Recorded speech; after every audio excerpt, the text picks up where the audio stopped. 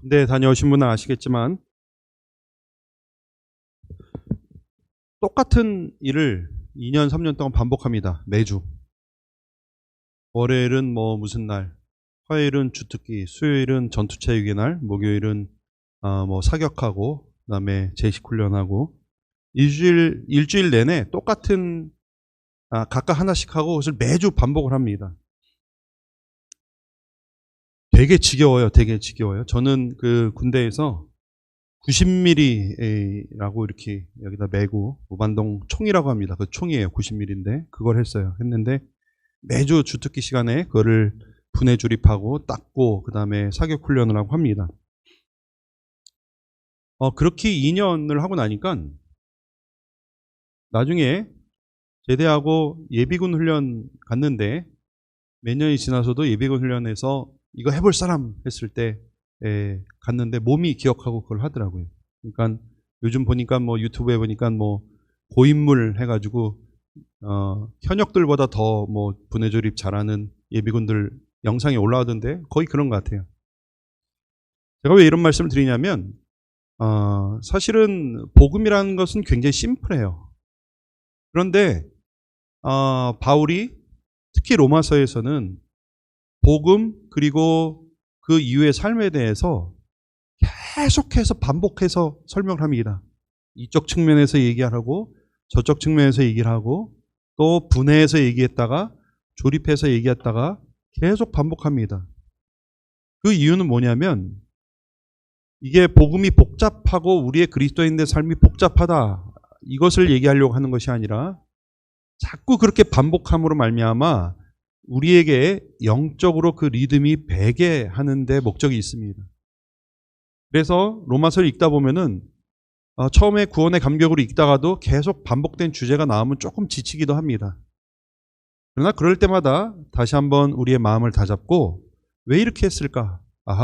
우리 영혼이 거기에 그 리듬에 맞춰서 배일 수 있게 훈련될 수 있게 그렇게 하는 것이구나 생각하시고 매번 마음을 새롭게 하시고 또 들으시면 우리 점점 더 우리의 영성이 성장하리라고 생각을 합니다. 오늘은 로마서 7장 7절부터 25절까지 말씀으로 모순된 삶이라고 하는 제목으로 말씀을 나눠보려고 합니다. 전에 제가 잠깐 소개해 드렸는데 오스카 쿨만이라고 하는 이제 신학자가 있습니다. 그 사람이 그리스도와 시간이라는 책을 썼는데 이거 신학책이에요. 근데 그 책에서 구속의 역사, 구원의 역사와 또 우리 그리스도인의 삶에 대해서 아주 명확하게 설명한 것이 하나 있습니다. 정확한 워딩은 아닌데 쉽게 정리를 하자면 우리 그리스도인 그리고 구속의 역사는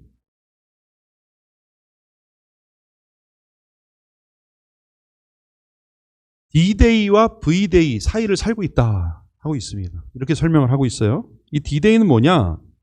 결정적인 날이에요. 결정적인 날. V-Day는 뭐냐? 승리의 날입니다. 이 말은 2차 세계대전에서 그 전쟁을 보면서 이 사람이 이렇게 비유로 얘기한 거예요. 2차 세계대전 상황에서 온 말인데 독일군과 연합군이 대치를 했죠. 대치하는 중에 계속 연합군이 밀리다가 노르망디 상륙작전이라고 하는 거의 우리나라로 말하면 그 인천 상륙작전 같은 거죠. 노르망디 상륙작전을 함으로 말미암아 연합군이 결정적으로 승리했어요. 그때 결정적으로 독일이 패했습니다. 그 전쟁을 기점으로 독일은 무너져 내리기 시작했습니다. 근데 이날을 D-Day라 그래요. 근데 그렇게 연합군이 승리를 거두었지만 독일이 완전히 항복할 때까지는 조금 더 시간이 필요했고 1년 남짓 전투가 있었습니다. 이것이 바로 구원의 역사 그리고 그리스도인의 삶과 비슷하다 하는 것이에요. 예수님이 이 땅에 오셔서 결정적으로 사탄의 권세를 그 표현에 의하면 사탄의 등뼈를 으스러뜨려 놨습니다. 그것이 이제 예수님의 처음 오심이죠. 초림이라고 얘기를 합니다. 그렇지만 예수님이 다시 오셔서 재림하셔서 마무리하실 온전한 승리의 날까지는 아직 남은 전투들이 있는 거예요. 우리는 이 시기를 살고 있는 것입니다. 역사적으로 이 시기를 지금 살고 있어요. 이것은 한편으로 이미, 그러나 아직이라는 말로 표현을 합니다. 이미 결정적으로 승리를 했어요. 그러나 아직 완전히 끝나는 것은 아닙니다. 이 권투에서도 보면은 결정타를 탁 매기면은 상당히 비틀거려요. 그러나 완전히 쓰러질 때까지 몇 대를 더 쳐야 돼요. 마치 그런 것처럼 예수님 오셔서 십자가를 지심으로 말미암아 죄의 권세, 사탄의 권세를 무너뜨리셨어요. 결정타를 날리셨어요. 그러나 완전히 다운될 때까지는 조금 시간이 남았다 하는 것이죠. 이 비유는 구속의 역사를 잘 설명하기도 하지만 오늘날 개인 신앙의 여정도 동일하게 설명할 수가 있습니다. 우리가 예수님을 믿고 구원을 받고 의인이 되었지만 아직 완전하게 거룩하게 되기까지는 아직 좀 남은 거예요. 이걸 이제 신학적으로 우리는 구원을 받아 의인이 된 것, 이것을 칭의다, 의롭게 여김을 받았다, 칭함을 받았다라고 이야기를 하고 그 이후의 과정을 성화, 거룩해져 가는 과정이라고 이야기를 합니다. 그리고 주님 다시 오시는 날 우리는 완전히 영광스럽게 변화되어서 완전히 거룩하게 되어서 거룩하게 된다. 이것을 영화라고 합니다. 영광스럽게 변화된다. 그래서 우리는 지금 칭의와 그다음에 영화 그 사이에 성화의 과정을 걷고 있다. 이렇게 우리는 설명할 수 있는 것이죠. 중요한 것은 이 그림에서 중요한 것은 무엇이냐? 우리는 이미 이 땅에 임한 하나님의 구원과 통치를 경험하고 있어요. 이미 우리가. 여기에 대한 확실한 인식이 있어야 됩니다. 그러나 동시에 이 역사는 아직 끝난 것은 아니고 끝을 향해서 가고 있습니다. 아직 끝난 것은 아니에요. 또 개인적으로 적용을 하자면 우리는 이미 의인이 되었어요. 여러분 의인이에요? 죄인이에요? 네, 의인이죠. 네. 이렇게 몇 주를 하는데도 자신 없어 하시는 분들이 계세요. 우리 의인이에요? 죄인이에요? 네, 의인이라고 쳐주셨어요. 네, 그래서 의인이에요. 그러나 우리는 아직 완전하진 않아요. 완전을 향해서 가고 있어요. 이 비유는요, 로마서, 특별히 오늘 말씀을 읽는데 굉장히 큰 도움을 줍니다. 사실 오늘 말씀은 신학적으로 논란이 많은 말씀이에요. 그냥 우리가 성경을 읽을 때 몰랐지만 신학을 조금 하면은 이게 과연 사도 바울이 예수 믿기 전에 경험을 쓴 거냐 아니면 예수 믿은 후에 경험을 쓴 거냐 이거 가지고 굉장한 논란이 있습니다. 저도 이걸 가지고 에세이를 그러니까 페이퍼를 낸 적이 있어요. 너무 복잡해요. 뭐 시제를 따지기도 하고 언어를 따지기도 하고 뭐 문헌을 다 따져가지고 근데 과연 오호라 나는 공부한 사람이로다 이 고백이 바울이 예수 믿기 전이냐 후냐 이거 가지고 굉장히 많이 나뉘어요. 그런데 연구하면 연구할수록 또 책을 많이 보면 볼수록 또 묵상을 많이 하면 많이 할수록 이것은 바울이 둘 다를 이야기하고 있다는 것을 발견합니다. 바울이 회심 이전을 회상하면서 자신이 율법 안에서 괴로워하면서 싸웠던 그 모습을 그리면서 동시에 그와 비슷한 모습이 이상하게도 그리스도인이 된 다음에도 있는 거예요. 그래서 그 가운데 갈등하면서 쓴 글이 특별히 로마서 7장입니다.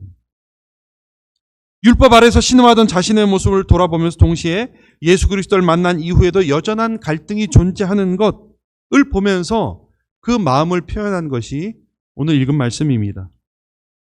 그래서 예수 믿기 전의 모습도 있으면서 동시에 예수 믿은 이후의 모습도 있습니다. 우리는 이미와 아직 사이에 있다는 아까와 같은 그런 퍼스펙티브를 가지고 이 본문을 보면은 이해가 빠를 거예요. 그래서 오늘 말씀을 통해서는 두 가지를 살펴볼 텐데요. 하나는 율법 하에 인간의 상태, 그리고 해방된 이후의 현재 우리의 상태, 이 두 가지를 나눠서 살펴보려고 합니다. 첫 번째는요, 율법 아래서의 인간의 상태에 대해서 오늘 본문은 묘사를 하고 있습니다. 율법 하에. 왜 율법이 주어졌느냐? 이런 거죠. 아유, 율법이 없었으면 우린 죄도 몰랐을 텐데, 우린 죄도 안 지었을 거 아니냐? 이런 식으로 얘기하는 것이죠.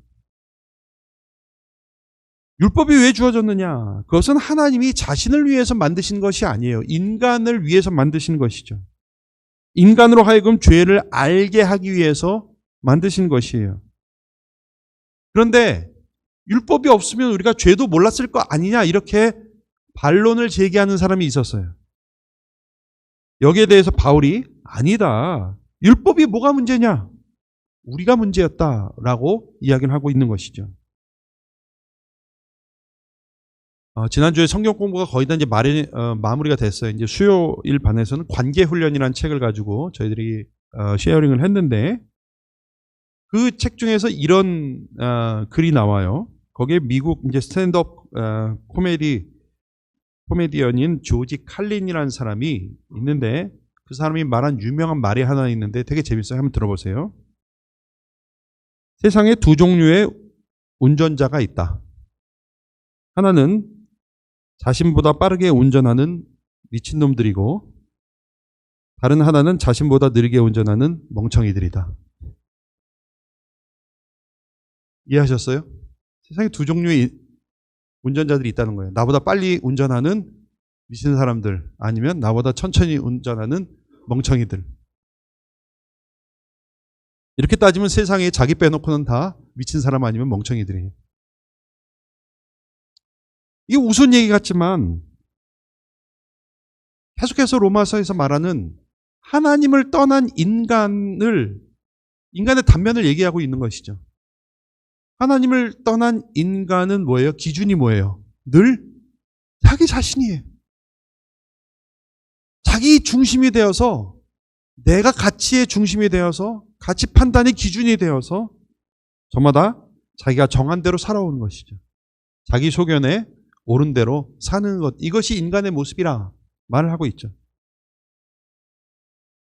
자, 그러면 운전할 때 누가 제대로 운전하고 있는지 어떻게 알 수 있어요? 어떻게 알 수 있어요? 신호등이나 표지판을 보면 알 수 있는 거죠. 내가 감으로 아무리 잘 지키고 간다 하더라도 이 속도계와 이 계기판과 표지판을 비교해 보면 내가 빨리 가고 있는지 천천히 가고 있는지 알 수 있는 것이죠. 요즘 스쿨존 제한 속도가 30인가 그렇잖아요. 예. 초반에 30 했을 때 그거 뭐 굉장히 겁을 많이 줬어요. 여기 통과하면은 딱지 띈다, 찍히면 딱지 띈다, 2배가 나온다, 뭐 여러 가지 있었어요. 그래서 바짝 긴장하고 스쿨존 딱 들어설 때는 30으로 확 줄였어요. 그랬더니 뒤에서 차들이 얼마나 빵빵거리는지 왜 갑자기 줄이냐. 그랬더니 어떤 사람 답답한지 그냥 획 저를 질러갔어요. 그 차의 최후는 짐작할 수 있죠. 네. 사진 찍혀서 벌금이 나왔을 것이고 그것도 스쿨존이기 때문에 배나 나왔을 것이에요. 그 사람은요, 자기 기준에서 내가 천천히 간다 생각한 거예요. 그래서 빵빵거리고 이렇게 추월을 한 것이죠. 표지판에 명시된 숫자가 기준이지 그 사람의 급한 마음이 기준은 아니에요. 표지판이 없으면 누구나 다 자기가 베스트 드라이버인 줄 알아요. 그러나 표지판이나 신호등에 비추어 보면 누가 맞게 갔는지 정확히 알 수가 있죠. 여러분, 그렇다고 표지판이 악한 거예요? 아유, 저 표지판이 왜 저기 있어가지고. 그렇게 말할 수 있어요? 표지판은 그걸 보면서 우리의 잘못을 혹은 우리가 제대로 가고 있음을 점검할 수 있는 좋은 표지일 뿐이지 표지판은 아무 잘못 없어요. 우리가 잘못하는 거죠. 위반한 우리가 잘못이죠. 사회적인 약속을 어긴 우리가 잘못이에요. 오늘 바울은요, 율법에 대해서 이야기를 하면서 이것을 얘기하고 있는 것이에요. 율법은 죄가 없다. 율법을 범한 사람들의 잘못이다. 이렇게 얘기하고 있는 것입니다. 그런데 더 큰 문제가 하나 있어요. 그것은 누구든지 그 율법을 지킬 수 없다는 데 문제가 있어요. 표지판이나 신호등대로 우리가 운전하면 돼요. 그런데 완벽하게 법대로 운전하는 사람은 없어요. 혹시 딱지는 한 번도 안 떼었을 수도 있지만 법규를 완전히 지키는 사람은 없습니다. 하물며 교통법규도 그런데 율법은 말할 나위가 없죠. 그리고 교통법규는 그냥 넘어가도 율법은 그렇지 않습니다. 지난 주간 새벽에 살펴본 말씀 중에 신명기 28장이 있었어요. 신명기 28장. 여러분 신명기 28장 여러분 좋아하시죠? 왜 좋아하냐면 여기에 온갖 축복의 말씀이 다 나오기 때문이에요. 굉장히 인기 있는 유명한 우리가 여러모로 인용하는 축복의 말씀들이 대부분 신명기 28장에 나옵니다.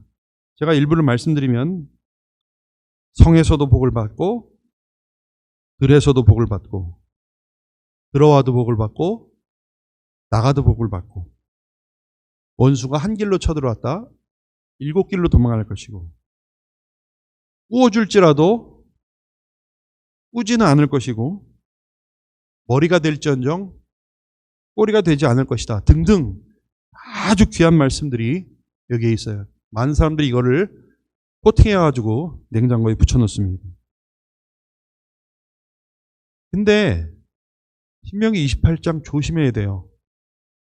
3분의 1은 축복의 말씀인데 3분의 2는 저주의 말씀이에요. 사실은 저주의 말씀이 더 많이 나와요. 축복의 말씀과 딱 반대예요. 성에서도 저주를 받고 들에서도 저주를 받을 것이라. 들어와도 저주를 받고 나가도 저주를 받을 것이다. 막는 분 계세요? 한 길로 쳐들어왔다가 쳐들어갔다가 7길로 도망할 것이다. 하는 일마다 망하고 꿀 것이고 머리가 되지 않고 꼬리가 될 것이다. 등등 저주의 말씀이 나옵니다. 대부분 사람들이 앞부분에 은혜 받고 뒷부분 넘어가면서 안 읽어요. 외면해요. 왜 그런 거 있잖아요. 무서운 거 보면은 이렇게 눈길 피하는 것처럼. 근데 중요한 건 이거예요, 여러분. 축복과 저주를 가르는 조건이 있어요, 여러분. 조건. 축복과 저주를 가르는 조건, 이게 중요한데 그 조건은 다음과 같습니다. 1절에 뭐라고 나와 있냐면 내가 내 하나님 여호와의 말씀을 삼가 듣고 내가 오늘 내게 명령하는 그 모든 명령을 지켜 행하면 내 하나님 여호와께서 너를 세계 모든 민족 위에 뛰어나게 하실 것이라 하면서 아까 말한 그 모든 복이 나와요. 반대로 만일 이 책에 기록한 이 율법의 모든 말씀을 지켜 행하지 아니하고 내 하나님 여호와라는 영화롭게 아니하고 내 하나님 여호와라 하는 영화롭고 두려운 이름을 경외하지 아니하면 하면서 조건이 나와요. 이 조건대로 하면 아까 3분의 2에 해당하는 저주가 임해요. 그러니까 성경은 되게 심플해요. 축복과 저주의 원리는 아주 간단해요, 여러분. 율법의 말씀을 잘 지켜 행하면 앞서 말씀드린 온갖 축복들이 임하는 것이고 율법을 지켜 행하지 않으면 앞서 말씀드린 저주가 임하는 거예요. 자, 그런데 이 말씀을 보면은 자세히 보면 두려운 말씀이 나와요. 그것은 모두라는 말이에요. 모두. 모든 명령을 지켜 행하면 모든 말씀을 지켜 행하지 아니하면 이라고 나와 있어요, 여러분. 일부가 아니라 거의가 아니라 모두라고 나와 있어요, 여러분. 모두라고.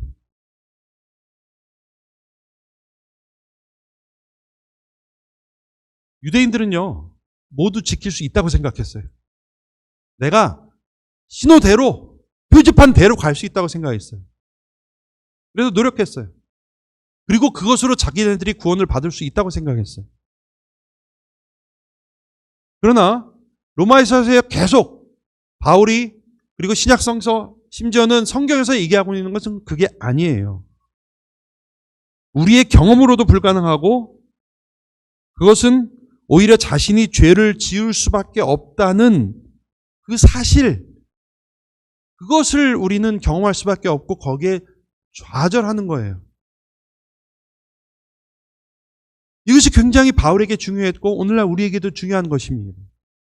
율법이 죄를 죄로 알게 함에 따라 죄를 안 지으려고 하는데 아무리 죄를 안 지으려고 해도 죄를 짓고 있는 자신을 발견하는 것이죠. 바울은 그게 너무 힘들었어요. 그 사이에서 방황하는, 그러면서 지킬 수 있다고 믿는 그런 자기 자신, 그러나 지킬 수 없는 자신을 발견하는, 하면 되는, 안 되는 것을 알면서도 그것을 하고 있는 자신을 발견하면서 바울은 그게 너무나도 힘들었던 것이에요. 자, 그러니까 오늘 말씀을 통해서 본 율법의 기능은 뭐예요? 율법은 죄를 죄로 알게 할 뿐만 아니라 율법을 다 지킬 수 없음을 사실은 말을 해주고 있는 거예요, 율법은.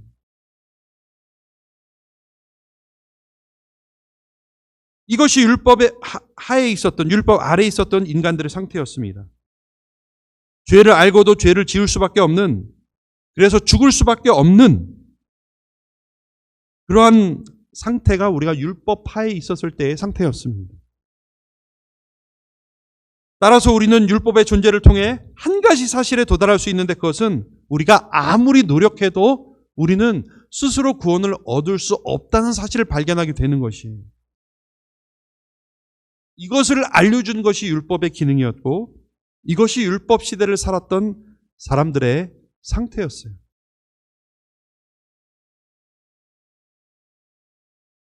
자, 그러면 둘째로 해방된 이후의 상태는 어떤 것입니까? 몇 주간 우리가 계속 살펴보았듯이 하나님은 예수 그리스도로 말미암아 우리의 죄의 모든 책임을 다 대신 지게 하셨습니다. 그래서 우리를 그 정죄하는 법으로부터 해방시켜 주셨어요. 그리고 그것이 우리의 신분이고 그것이 우리의 존재라는 것을 끊임없이 알려주셨습니다. 자, 그런데 문제는 해방되었음에도 불구하고 여전히 우리는 갈등과 좌절을 하고 있다는 사실이에요. 그게 현실이에요. 아무리 우리가 아니라고 생각하려고 해도 실제로 우리 삶에서 죄를 지으면서 갈등하고 좌절하고 있어요. 과거에는 율법 때문에 그래서 좌절할 수밖에 없었어요. 그런데 예수 믿고 나서도 이러한 갈등과 좌절이 계속되는 거예요. 어떨 때는 그것이 더 심해져요. 왜 그러는 걸까요? 물론 이것은 아까 이미와 아직 사이에 있기 때문이다 이렇게 대답할 수 있죠. 이미와 아직 사이에 있는 현실 때문에 그렇습니다. 예수 그리스도로 말미암아 죄의 권세는 무너졌지만 아직 나머지 전투가 남았기 때문에 계속 지금 싸우고 있는 거예요. 죄와의 그 국지전은 계속 되어 있기 때문에 여전히 죄의 유혹이 있고 때로는 지기도 하고 때로는 넘어가기도 하지만 때로는 이기기도 하는 것이죠. 어쩌면 사탄이 자기의 최후를 알기 때문에 더 발악을 하면서 한 명이라도 더 쓰러뜨리려고 미혹하기 때문에 더 치열할 수도 있어요. 그러나 우리가 여전히 혹은 더 심한 죄의식을 갖는 또 다른 중요한 이유가 하나 있습니다. 그것은 우리가 하나님을 가까이 하면 가까이 할수록 나의 죄가 더 드러나기 때문에 그렇습니다. 그냥 우리끼리 있을 땐 잘 몰랐어요.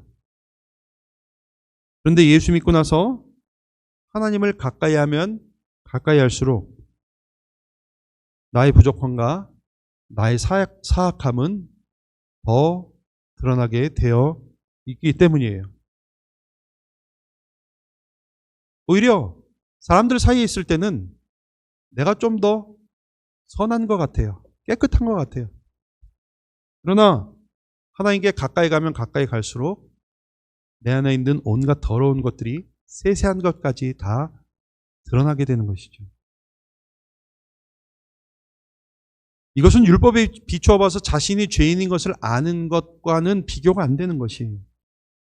완전하신 하나님, 퓨어한 하나님, 퍼펙트한 하나님 앞에 섰을 때에는 우리는 정말 너무 턱없이 부족하고 너무나도 사악한 존재라는 것을 우리는 발견하게 되는 것입니다. 이전에는 죄의식을 가장 기본적으로는 가지고 있었어요. 꼭 하나님을 어렴풋이 혹은 희미하게 알았기 때문에 양심의 가책이 있었어요. 그러나 그것이 얼마나 심각한지 율법과 양심에 비춰봤을 때 겨우 알았습니다. 심지어 바울 같은 경우는 나는 율법으로는 흠이 없었다 이렇게 말할 정도였어요. 그러나 이제 예수 그리스도로 말미암아 거듭나고 이제 하나님께 가까이 가면 갈수록 하나님을 알면 알수록 더욱더 선명하게 나의 죄가 드러나게 되는 것이죠. 그래서 어떻게 보면은 전보다 뭐랄까 더 착하게 살아요. 그럼에도 불구하고 더욱더 내가 죄인이라는 사실을 깨닫게 되는 것이죠. 그래서 바울이 스스로를 내가 죄인 중 괴수다 이렇게 고백을 하는 것이에요. 예수 믿기 전에는 율법의 의뢰는 내가 흠이 없다 이렇게 얘기했지만 예수 믿은 다음에는 오히려 역설적으로 내가 죄인 중에 괴수다 이렇게 고백하는 것입니다. 오늘날 우리도 마찬가지예요. 이런 모순된 현실 가운데, 모순된 존재 가운데 우리는 살고 있는 것이에요. 예수 그리스도로 말미암아 의인이 되었어요. 더 이상 죄인이 아니에요. 그러나 그럼에도 불구하고 하나님에 대한 묵상이 깊어지면 깊어질수록 나의 죄의식은 더 커지는 것이에요. 아니 더 커져야 하는 것이에요.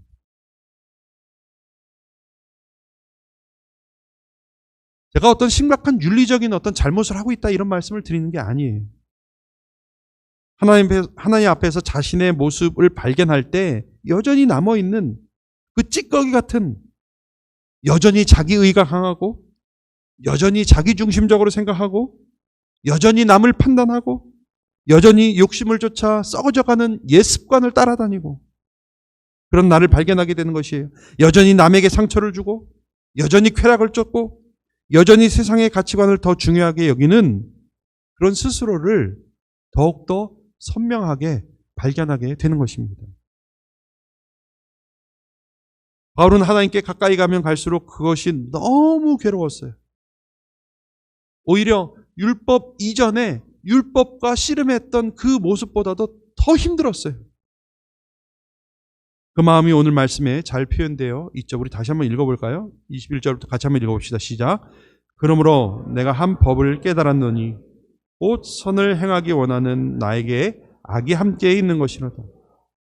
내 속사람으로는 하나님의 법을 즐거워하되 내 지체 속에서 한 다른 법이 내 마음의 법과 싸워 내 지체 속에 있는 죄의 법으로 나를 사로잡는 것을 보는도다.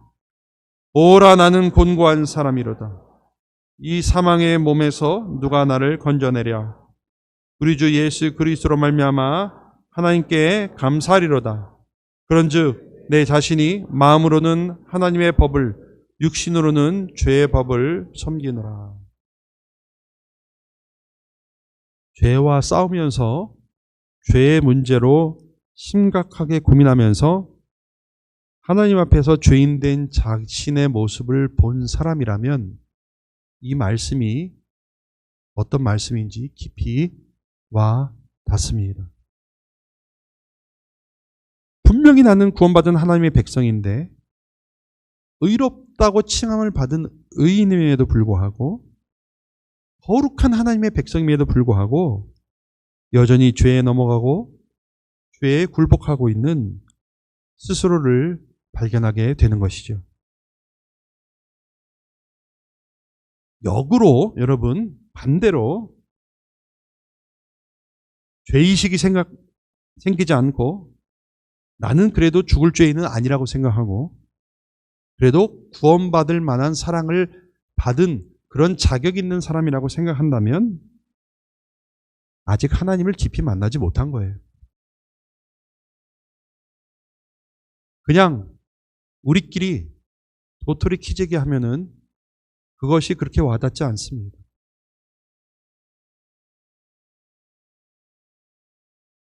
양적으로는 자주 만나도 질적으로 하나님을 깊이 만나지 못했기 때문에 이러한 것을 깊이 심각하게 생각하지 않는 거예요. 물론 우리는 거룩을, 경건을 쥐어짤 수는 없어요. 쥐어짜낼 수는 없어요. 다만 하나님을 가까이 해야 돼요. 더 가까이 해야 돼요. 더 깊이 알아가야 돼요. 그래야만이 정확한 우리의 본 모습을 볼 수 있는 것입니다. 이 같은 모순된 모습, 하나님의 백성임에도 여전히 죄를 짓고 있는 우리의 모습에 우리는 애통해야 합니다. 그래서 시편 51편 17절에 우리 같이 한번 읽어볼까요? 시작. 하나님께서 구하시는 제사는 상한 심령이라. 하나님이여 상하고 통회하는 마음을 주께서 멸시하지 아니하시리이다. 하나님이 구하시는 제사는요, 상한 심령이에요. 죄로 인해서 괴로워하고 죄에 넘어가서 괴로워하고 죄 때문에 상처받은 그 상한 심령을 하나님이 구하시는 제사입니다. 통회하는 마음으로 주 앞에 나가는 그 가난한 마음, 그 애통한 마음을 하나님이 귀하게 보십니다. 그렇게 여전히 죄 가운데 있는 스스로를 애통해 할 때 비로소 우리는 하나님의 은혜의 깊이와 넓이가 얼마나 큰 것인지 깨닫게 되는 것입니다. 그리고 다시 죄에 굴복하지 않고 은혜 가운데 살아가고자 날마다 결단하게 되는 것입니다.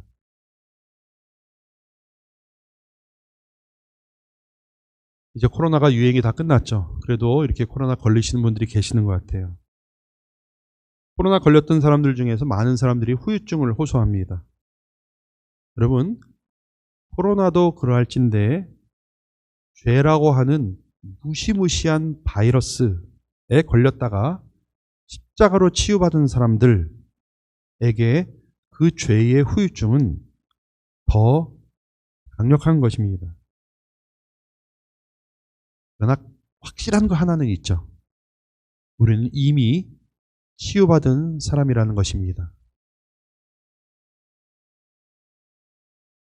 코로나가 그렇게 공포스러웠던 것은 코로나가 강력해서가 아니었어요. 코로나가 그렇게 공포스러웠던 것은 치료제가 없었기 때문에 그랬던 것입니다. 그러나 치료제가 나온 이후에는 그 공포가 사라졌어요. 죄가 아무리 강력해도 우리는 십자가로 이미 치유받은 사람들입니다. 다만 후유증이 남아있죠. 그러나 그것은 모순된 것은 아니에요. 좌절할 필요는 없습니다. 자연스러운 과정이며 우리가 더 건강해짐으로 우리는 이것을 극복할 수 있는 것입니다. 오늘 말씀을 생각하시면서 오늘도 포기하지 않고 그럴수록 하나님의 은혜를 더 깊이 묵상하시면서 죄와 싸워나가시는 저와 여러분들 되시기를 주님의 이름으로 축원합니다. 기도드리겠습니다. 하나님, 예수 믿고 구원받고 우리는 의인이 되었습니다. 근데 그럼에도 불구하고 우리는 여전히 죄를 짓고 있고, 또 하나님 앞에 가까이 가면 가까이 갈수록 더욱더 그런 것들이 더 많이 생각되어집니다. 그러나 하나님, 그러한 사실로 우리가 좌절하지 않도록 주님 우리를 붙들어 주시고, 오히려 그런 죄의 후유증을